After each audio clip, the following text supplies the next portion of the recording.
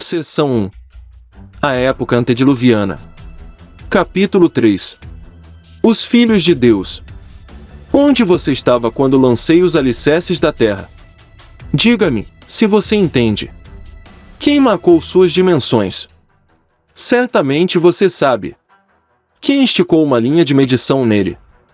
Sobre quais eram suas bases, ou quem lançou sua pedra fundamental, enquanto as estrelas da manhã cantavam juntas e todos os anjos gritavam de alegria?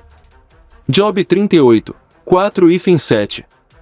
Interpretar que os filhos de Deus eram descendentes da linha reta de Sete é plausível, mas incorreto. Esta conclusão é suposição, não um fato. A Bíblia não apoia essa posição de forma alguma. Portanto, se os filhos de Deus não eram descendentes de Sete, quem eram essas figuras inexplicáveis? É possível estabelecer a quem as Escrituras se referem, mas isso requer um pouco de trabalho investigativo. Para descobrir quem eram os filhos de Deus, devemos primeiro nos voltar para Jó 6:2. Um dia os anjos, o termo anjos em hebraico significa, os filhos de Deus, vieram apresentar-se perante o Senhor. A notação definidora que identifica os filhos de Deus como anjos está anotada na parte inferior da página na Nova Versão Internacional. Angel é intercambiável com filhos de Deus. Jó observa ainda os filhos de Deus, ou anjos, gritando de alegria com a criação do universo. Deuteronômio 32:8 usa o termo, os filhos de Israel, mas se verificarmos a anotação no final da página, encontraremos uma tradução alternativa intrigante. A Bíblia NIV, edição de 1973, cita claramente que a tradução alternativa para este apelido é os filhos de Deus. Bíblia judaica, a Septuaginta e os manuscritos do Mar Morto, enquanto a Bíblia de acesso prefere outros deuses, e também cita o texto massorético para sua tradução. Dicionário de Nelson cita 3 variações do termo filhos de Deus, conforme registrado na Bíblia.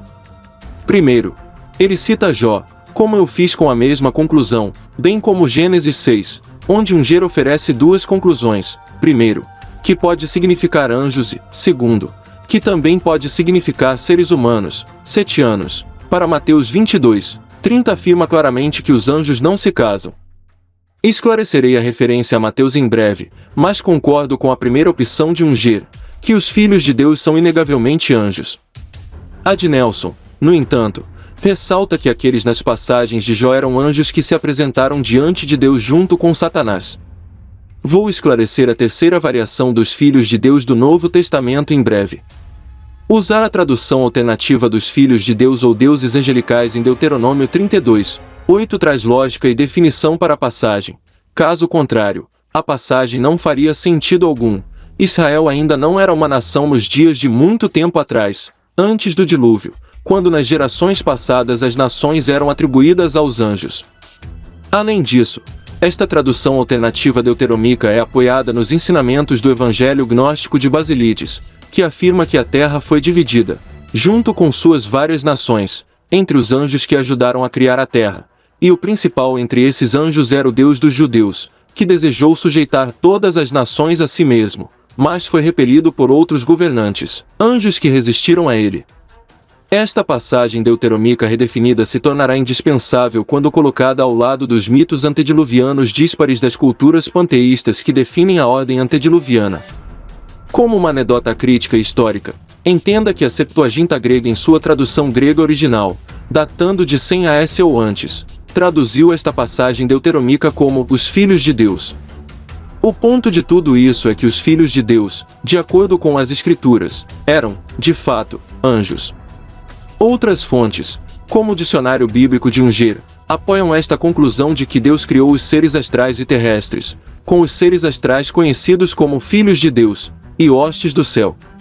Na verdade, os filhos de Deus eram conhecidos como anjos ou seres astrais em muitas das primeiras culturas, como os cananeus, os fenícios e as tradições amonitas. Por outro lado, da perspectiva gnóstica, filhos de Deus significava anjos celestiais, embora o original hebraico, Bene Elohim, deva realmente ser traduzido como filhos dos deuses. Um erudito monge cristão, George Cincelus, em sua obra Chorografia, de 808 S, equiparado, Vigilantes e Gregori, uma categoria específica de anjo, com filhos de Deus. Esses observadores tomaram esposas de homens mortais, produzindo gigantes. Lembre-se de que Enoque foi inexplicavelmente ensinado por observadores, anjos. Finalmente, ao definir Nefilim, o dicionário de Unger afirma que os filhos de Deus eram, de fato, anjos, assim como a outra Bíblia nomeia os anjos gigantes como filhos de Deus, que pecaram com as filhas dos homens. Esta revelação bíblica chocante registrou incrivelmente anjos copulando com humanos, produzindo uma nova raça de humanoides. Esta é uma das raças esquecidas que se tornaram celebradas em mitos e lendas como os heróis do mundo antigo, homens de renome. Joséfo também confirmou este ato vil, dizendo que anjos iníquos de fato acasalaram com filhas de homens. Muitas outras fontes confirmam a mesma conclusão, mas todas passaram relativamente despercebidas. Até a The Enciclopedia Americana observa, a história, tanto sagrada quanto profana, faz menção aos gigantes. O Enochic Book of Giants observou que os gigantes eram, é claro, descendentes de anjos caídos. Em seu livro Signs in the Sky, Adrian Gilbert cita o livro da declaração de Enoque de que os anjos caídos geraram filhos com as filhas dos homens. Gilbert citou ainda a menção de Enoque de filhos que se tornaram gigantes que foram gerados por anjos caídos e mulheres. E, novamente, Alan Ford citou o livro de Enoch em seu livro When the Gods Came Down, acrescentando que 200 anjos caídos desceram do céu, casaram-se com mulheres e tiveram filhos com elas. Do primeiro livro de Enoque, eles, os anjos, transgrediram a palavra do Senhor, a lei do céu. E eis que eles cometem pecado e transgridem o mandamento, eles se uniram às mulheres e pecaram junto com elas, e eles se casaram entre eles e geraram filhos com eles. E na terra eles darão à luz gigantes, não do espírito, mas da carne. Além disso, o livro de Enoque registrou ainda observadores, anjos caídos, que deixou o céu para dormir com as filhas dos homens. E finalmente, a partir do segundo livro dos segredos de Enoque, os Grigori, anjos caídos gigantes, foram à terra e viram que as filhas dos homens eram lindas, pelo que as tomaram como esposas para si mesmas.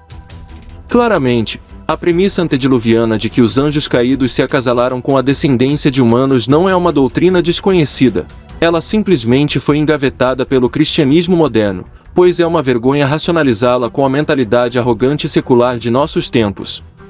Agora, com respeito ao terceiro argumento, que os filhos de Deus eram humano, como entendido a partir da aplicação do Novo Testamento, parece claro para mim que os filhos de Deus não eram humanos no relato de Gênesis, mas angelicais. A denominação Filhos de Deus do Novo Testamento indubitavelmente se aplica aos humanos da Nova Aliança, assim como a frase Filhos de Deus o faz. Estes são aqueles que aceitaram Jesus como seu Senhor e Salvador e que reservaram uma habitação permanente no céu, na presença do Espírito Santo. Este título foi efetivamente decretado no Pentecostes, quando o Espírito Santo selou a nova aliança. Romanos registrou o apóstolo Paulo incentivando os cristãos a não viverem segundo a carne, mas pelo Espírito, porque aqueles que são guiados pelo Espírito são filhos de Deus, em sentido figurado e adotivo. Nelson explica que este é um processo descrito como adoção, pelo qual o crente então se torna um filho de Deus e um coerdeiro com Jesus. Este conceito é apoiado em Gálatas, Hebreus, João, Filipenses e no livro de 1 João. Dicionário de Nelson apoia ainda mais essa conclusão a respeito dos filhos de Deus do Novo Testamento, que então se tornaram filhos de Deus em um relacionamento de aliança, adotados e enxertados na aliança. Nelson passou a afirmar que os filhos de Deus faziam parte do relacionamento da aliança registrada em Isaías, observando que essa frase não aparece com este significado no Antigo Testamento, mas a ideia está implícita. Por exemplo, Deus se referiu aos filhos dispersos de Israel como seus filhos e filhas. Oséias 1h10, de maneira semelhante, registra, no lugar em que lhes foi dito, vós não sois meu povo, eles serão chamados de filhos do Deus vivo. Tanto Isaías quanto Oséias estão deixando claras referências e profecias futuras sobre o milênio e depois, quando Israel e Judá se reunirão sob um único líder, Jesus. Oséias e Isaías profetizaram uma promessa semelhante à promessa do Novo Testamento de que somos os filhos de Deus, uma promessa que será cumprido no milênio e depois na eternidade. Além disso, quando se olha para a aplicação do Antigo Testamento para a denominação, os filhos de Deus, com exceção de Gênesis 6, apenas os anjos poderiam estar na presença de Deus ou no ponto da criação do universo ou parte do anfitrião celestial no início. Certamente, os humanos não estavam presentes neste momento, mas os filhos de Deus estavam. Os humanos eventualmente serão elevados ao status de angelical, mas isso não ocorrerá até o final do reinado milenar. Finalmente, Joséfo certamente entendeu os filhos de Deus em Gênesis 6. Ser angelical, pois essa era uma opinião constante na antiguidade. E tenha em mente o fato de que Joséfo escreveu antes da Assembleia do Cânon e de uma perspectiva judaica histórica. Ele declarou: pois muitos anjos de Deus se uniram a mulheres e geraram filhos que se mostraram injustos e desprezadores de tudo o que era bom, por causa da confiança que tinham em sua própria força, pois a tradição é que esses homens fizeram o que se assemelha aos atos daqueles a quem os gregos chamam de gigantes. Mas Noé estava muito inquieto com o que eles fizeram. Curiosamente, há um debate sobre se os anjos eram ou não capazes de fazer sexo com humanos. Este argumento geralmente deriva da noção de que em nenhum lugar da Bíblia sugere explicitamente que os anjos tenham qualquer capacidade sexual, nem há nada a ser notado em qualquer outro lugar na Bíblia, mesmo que um anjo caído engravide uma mulher. Mas isso só é verdade se você interpretar filhos de Deus, de Gênesis 6 como filhos de Sete. Este argumento geralmente é seguido pelo testemunho de Mateus, afirmando que não haverá mais casamento após a ressurreição dos santos para a eternidade, pois seremos como anjos no céu. Responder a esse argumento é realmente muito simples. Gênesis 6 de fato sugere que os anjos podem fazer sexo com humanos. Gênesis 6 anula a noção de que os anjos não são identificados como seres sexuais. Observe também o que 1 Coríntios 11, 6 e 10 diz: grifo meu, porque o homem não veio da mulher, mas a mulher do homem, nem foi o homem criado para a mulher, mas a mulher para o homem. Por isso, e por causa dos anjos, a mulher deve ter um sinal de autoridade na cabeça. O Novo Testamento está reconhecendo que sem um selo de autoridade, as mulheres são um jogo justo para os anjos, pelo menos para os anjos caídos desencaminhados. O pai da igreja, Tertuliano, 160-230 SC, aparentemente concordou quando observou que Paulo, em 1 Coríntios 11 horas e 10 minutos, instruiu as mulheres a usar véus para não atrair os anjos, pois os anjos negros amam mulheres sem véu com seus lindos cabelos. Além disso, devo salientar que só porque a Bíblia não explicitamente cite o reino angelical que possui capacidades sexuais, a Bíblia também não nega especificamente essa possibilidade. A noção de nenhum casamento, e portanto, nenhum sexo no céu, não afirma claramente que os seres celestiais não têm capacidades sexuais. Em vez disso, apenas denota que não ocorre no céu, lá dos seres espirituais. Portanto, isso deixa em aberto a possibilidade de que os anjos eram, e são, capazes de copular fora do céu no mundo da carne, mesmo que não estejam autorizados a fazê-lo. O sexo é permitido à humanidade porque somos mortais. Humanos requerem sexo. Reproduzir, caso contrário, obviamente desapareceríamos da existência. Assim como diz o livro de Enoque, porque eles perecem, dei-lhes esposas para que os engravidassem, tivessem filhos e não faltasse nada na terra. Mas vocês, anjos, foram espirituais e imortais por todas as gerações do mundo. Então, eu não dei a você nenhuma esposa, pois o céu é a sua morada adequada. Tudo isso sublinha a doutrina de nenhum casamento e nenhum encontro sexual no céu, mas com a mesma clareza, essa doutrina não se estende para fora do reino celestial, embora possa ter havido leis obrigatórias governando a promiscuidade angelical fora do céu. Por outro lado, o Zohar cabalístico reconhece que os anjos possuem a notável habilidade de se transformarem em homens ou mulheres no reino físico. O Zohar foi a primeira tradução do cabalismo, era um sistema de mitologia judaica adotado por místicos e magos na Europa. Um ocultista da Cabala, Guillaume Postel, o traduziu durante o Renascimento. Postel era um feiticeiro praticante, alquimista e um especialista no misticismo enoquiano. De acordo com o Zohar, os anjos não têm gênero sexual, embora eles podem adotar um. Esta habilidade Shangelin documentada no Zohar é considerada a explicação de como os anjos eram capazes de copular com as filhas dos homens.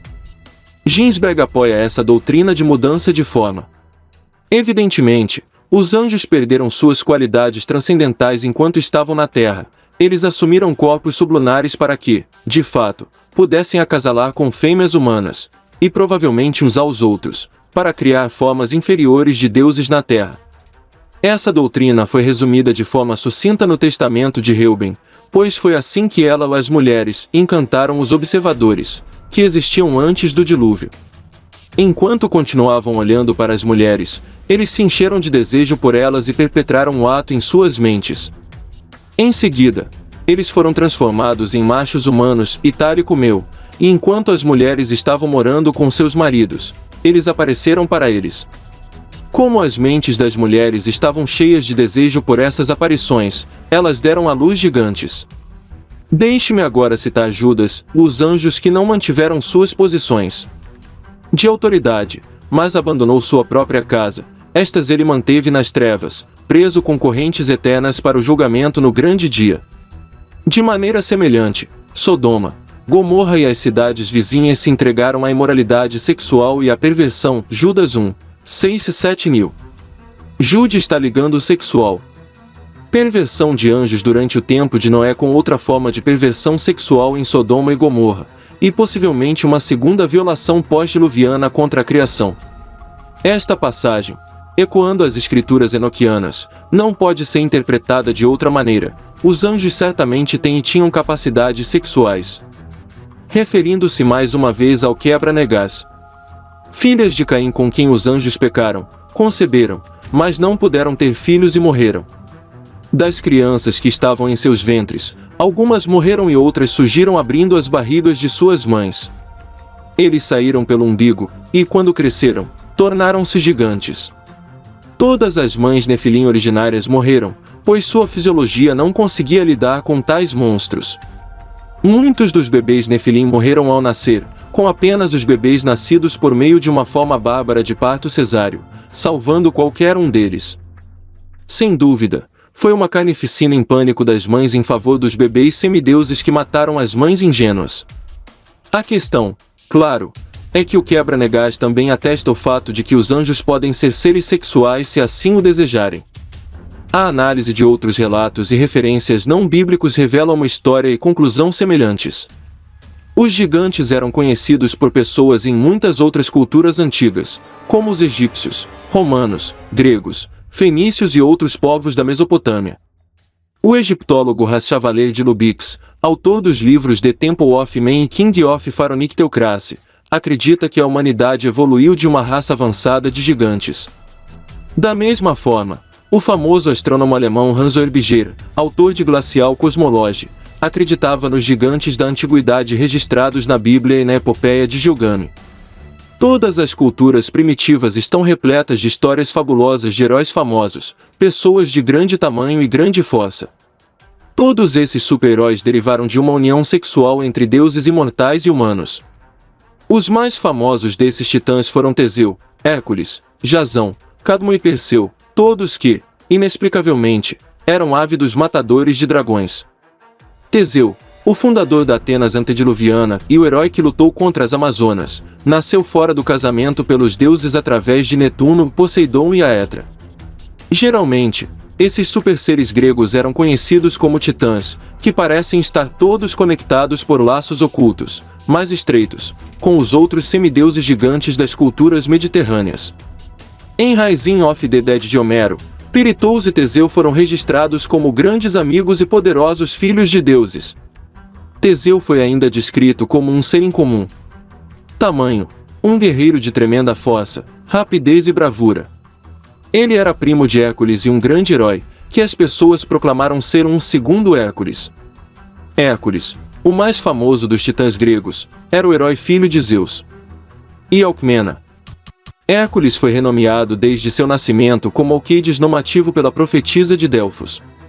Hércules é famoso nas lendas por seus grandes feitos e sua participação com os deuses na luta contra os 10 anos da rebelião dos titãs contra os deuses.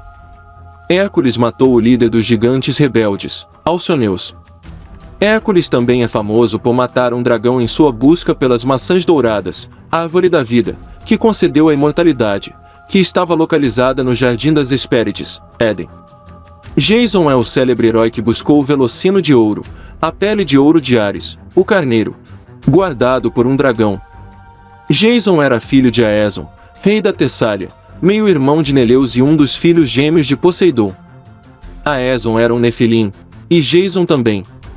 O navio de Jason, Argos, foi construído por Argos. Sua tripulação era conhecida como Argonautas. Hércules era um membro da tripulação de Jason. Cadmo era um dos 3 filhos do rei fenício Agenor e irmão da titã Europa. Seus outros 2 irmãos eram Cilix e Fênix. Cadmo foi o fundador da Tebas antediluviana e o progenitor dos nobres egípcios de Tebas. Cadmo é acreditado na tradição por ter ensinado aos gregos o alfabeto fenício. Então havia Perseu, que era o fabuloso herói grego, filho de Zeus e Danae, que foi conduzido pelo infame e enigmático Hermes para viajar para as Górgonas para matar Medusa. No centro de todas as culturas primordiais estava o famoso mar mitológico. Deus Poseidon, que gerou 5 pares de gêmeos obscenos por meio de relações sexuais com as filhas dos homens. Poseidon era irmão do deus Zeus, o deus que derrubou os titãs rebeldes. Os gêmeos de Poseidon cresceram e se tornaram gigantes, titãs e semideuses, que reinaram sobre o continente mitológico e a civilização de Atlântida. Atlântida foi, é claro, a civilização mitológica a qual a maioria das culturas panteístas da antiguidade se vinculou como fonte de sua cultura. O que é mais intrigante com as lendas da Atlântida é que os maçons gostariam de recriar a idade do iluminismo antediluviano Atlante, que teve 10 reinos com 10 governos e 10 reis, famosa por ser o leme do governo mundial antediluviano. Maçons. Febre para reencarnar o governo mundial, reconstruído com o modelo Atlante de 10 reinos, onde os anjos caídos mantinham relações sexuais regulares com humanos. Esta é a doutrina raiz da conspiração de Gênesis 6. As mesmas noções foram nutridas nas lendas mesopotâmicas e, em particular, nos vários épicos de Gilgamesh que revelarei a você em um capítulo subsequente.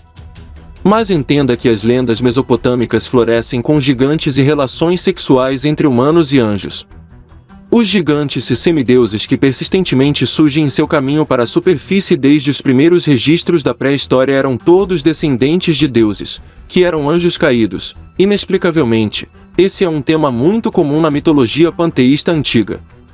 Esses desconcertantes titãs herdaram um preconceito ousado e beligerante por batalha e brutalidade, assim como os Nefilim. Alguém se pergunta se pode haver ou não uma relação direta entre os gigantes da mitologia grega e outras mitologias culturais e os Nefilim do registro bíblico. Os anjos das trevas que cometeram perversões sexuais foram marcados como anjos caídos, eles se rebelaram contra Deus, junto com Satanás. Embora a descendência apóstata dos anjos prosperasse por um tempo, Deus não olhou com bons olhos para os anjos caídos, que participaram de tal ato vil contra as leis da criação. Deus trancou os apaixonados anjos caídos até o tempo do fim, no abismo, como retribuição.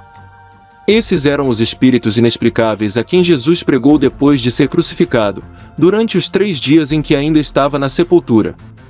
Depois do Éden, a humanidade recebeu um espírito mortal, embora longevidade por causa de Adão e Eva, e assim sua progenie foi banida de comer da árvore da vida por violar a instrução de Deus de não comer da árvore do conhecimento do bem e do mal. Referência: Gênesis 2, 9, 6, 2, 1, 6, 18, 3, 2, 13, 3, 21, 24, 5, 1, 32.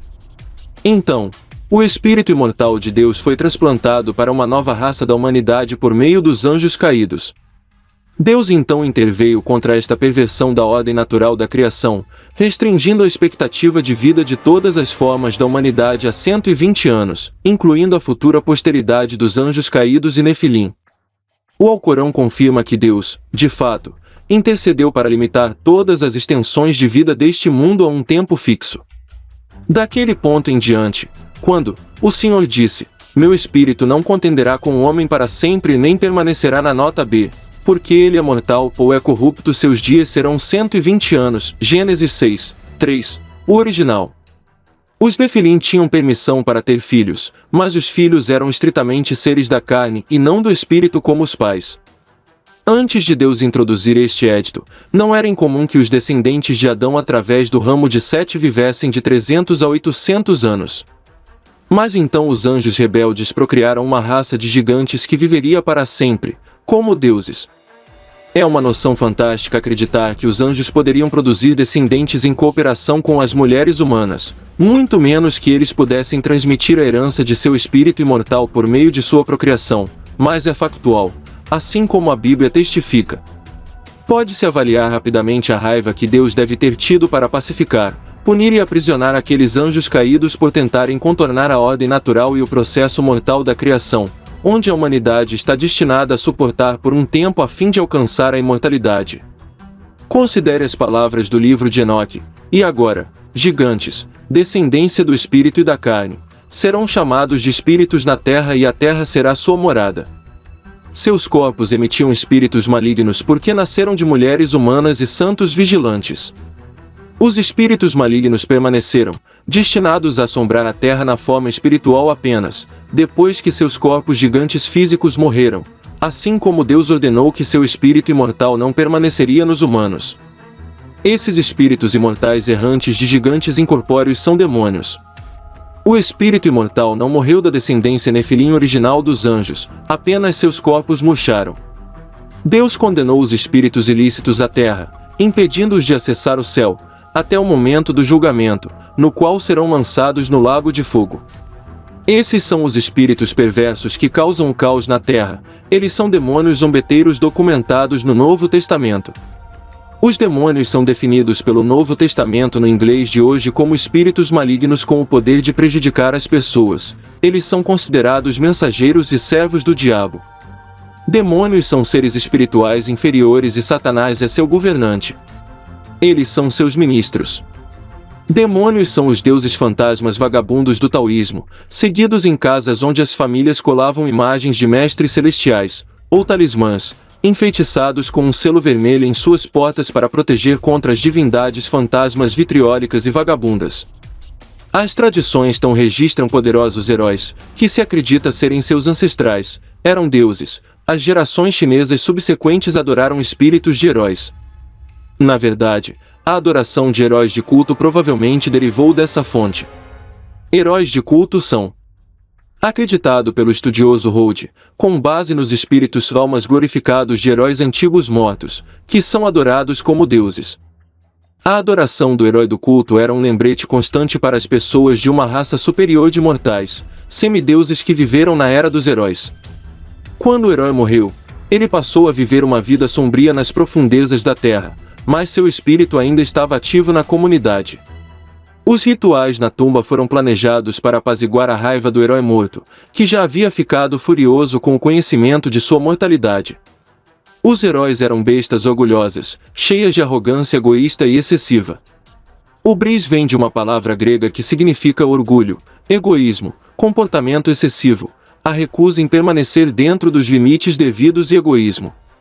Após a Guerra de Troia, Hesíodo observou que o remanescente do Titã refugiado fugiu para as Ilhas Abençoadas na extremidade do mundo, provavelmente Inglaterra e Irlanda. Enoque escreveu esta profecia.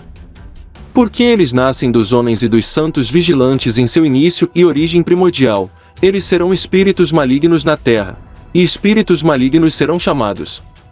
E os espíritos dos gigantes afligirão, oprimirão, destruirão, atacarão, lutarão e destruirão a terra e causarão problemas. E esses espíritos se levantarão contra os filhos dos homens e contra as mulheres, porque procederam deles. Collins afirma que demônios e diabos é um termo mais apropriado para os espíritos malignos usados nesta citação. Em um ato rápido e abominável, os anjos das trevas minaram o plano de Deus para a humanidade, fazendo com que Deus reaja rapidamente com prisão e julgamento divino para com os anjos ofensores, bem como sobrepondo o espírito imortal dos Nefilim, enquanto restringe toda a nova vida física posterior a um máximo de 120 anos. Judas 1, 6 e fim 8, Gênesis 6, 3. O espírito imortal não foi transmitido às gerações subsequentes, nem os anjos jamais copularam com mulheres humanas novamente, que nós sabemos, embora o incidente de Sodoma e Gomorra deixe essa questão aberta para especulação. Se os anjos caídos foram capazes de passar seu espírito imortal para seus descendentes, então que outras características sobre-humanas eles foram capazes de equipar a esta nova raça de pessoas?